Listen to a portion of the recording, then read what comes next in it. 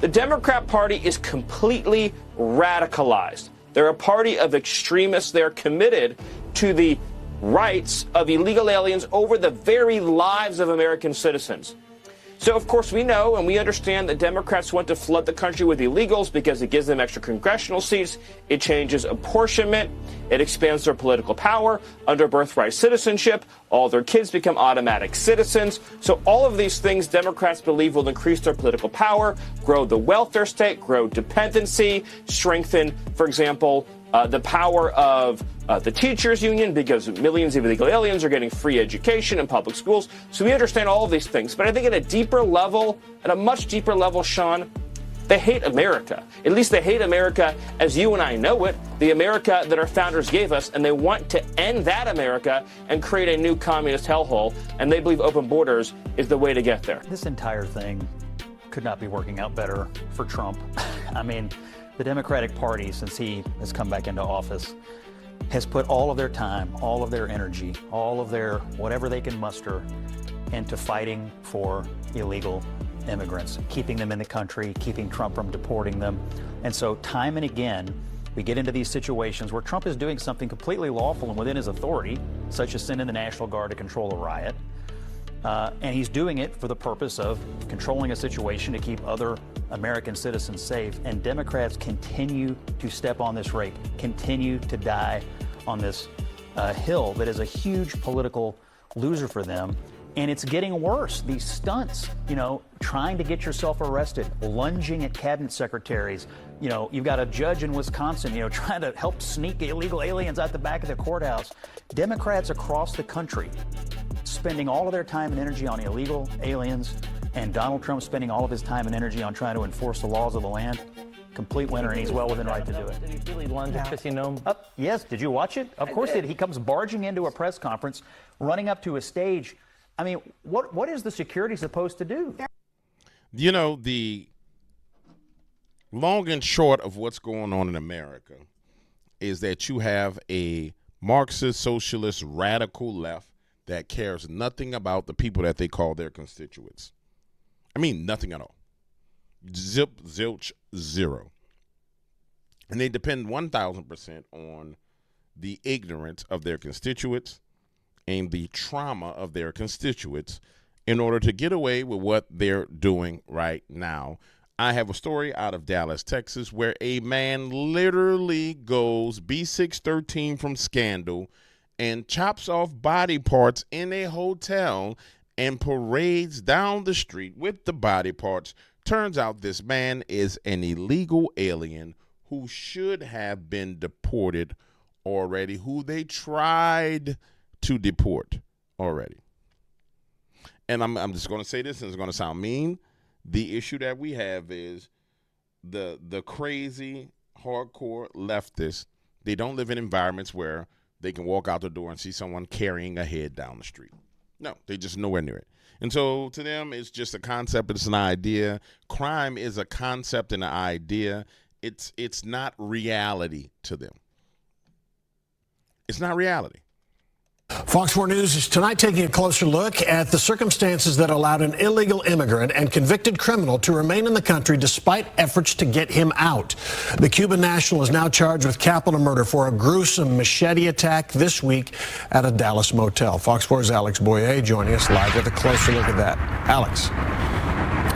Hey, Steve, and I can tell you that the suspect remains here in the Dallas County Jail. Today we learned new details about why the Cuban national was not deported after serving time in a California jail, despite the fact that there was a federal immigration order in place. Oh, that's real easy. He came out of California. They don't cooperate with ICE. So California can ship any kind of illegal alien they want to an area. Theoretically, 37-year-old Jordanis Cobos Martinez should not have been in the United States when police say he beheaded his boss at a Dallas motel Wednesday morning. The already once convicted Cuban national had been on an immigration detainer when he was released from a California jail on January 13th of this year after Man, look at them demons in that boy eye. You see that? Look at them eyes. Look at them eyes, man. Look at that left eye actually moving. Look at them eyes, man. Y'all do realize that just because it's a photograph, the things that are there don't exist in time and space, right? They exist outside of time and space, so it's still there. Look at that eye. That if you're looking at the screen, the left eye staring into it. Full on demonized, monkey, crazy people that they're allowing into our nation. Serving time for carjacking a woman in South Lake Tahoe while he was naked. But under the Biden administration, who was still in power at the time, he was released due to Cuba not wanting him back. A country has to actually have a formal agreement with the United States or an informal agreement, either way, saying that they'll receive their deportees back. The hell they do. The hell they do. Man, I would fly that boy over in a military plane and make him parachute out over Cuba and drop him on that island. That would be that. Yeah. I'm not about to be, we don't need no agreement. I didn't agree for him to come here illegally. I didn't agree to this. Now, Joe Biden probably did, but I didn't agree to it. We asked attorney Eric Cedillo to help explain what happened, especially because during his second term, President Trump has ordered deportations to a range of third-party countries, from El Salvador to South Sudan and Rwanda, all willing to take them. It's probably true to suggest that if this had happened more recently, he probably would be, sent to a third country as opposed to being released.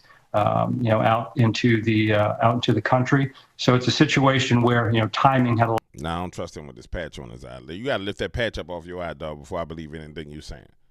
You got to let me see what's under there. Lot to do with it. In cases where a defendant like Cobos Martinez is in and out of jail, there are a lot of moving parts, from the police to the prosecutors and courts, that can complicate his custody status. But a statement from the Department of Homeland Security puts the blame squarely on the previous administration's policies, saying in part, this gruesome savage slaying of a victim at a motel by Jordanis Cobos Martinez was completely preventable if this criminal illegal alien was not released by the Biden administration because Cuba would not take him back, adding that President Trump and Secretary Noem are no longer allowing barbaric criminals to indefinitely remain in America. Cedillo says Cobos Martinez would likely be deported to a third-party country now, but he first has to answer to the murder charge here in Dallas, so immigration status may end up being a moot point. In this situation, they're looking at, a situation where this individual may never get out of jail. He'll probably be doing time here in the United States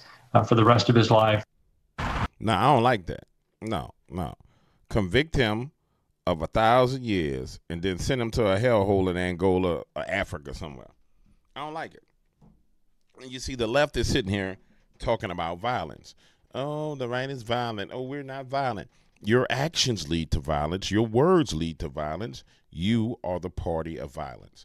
You are the party of illegal aliens coming in, molesting women who you say you defend. Then all of a sudden you're not about women because you can't define what a woman is. And you are the party of beheadings. Yeah, you're the party of beheadings. That's what the Democratic Party is. They're the party of beheaded people. The party of Sleepy Hollow.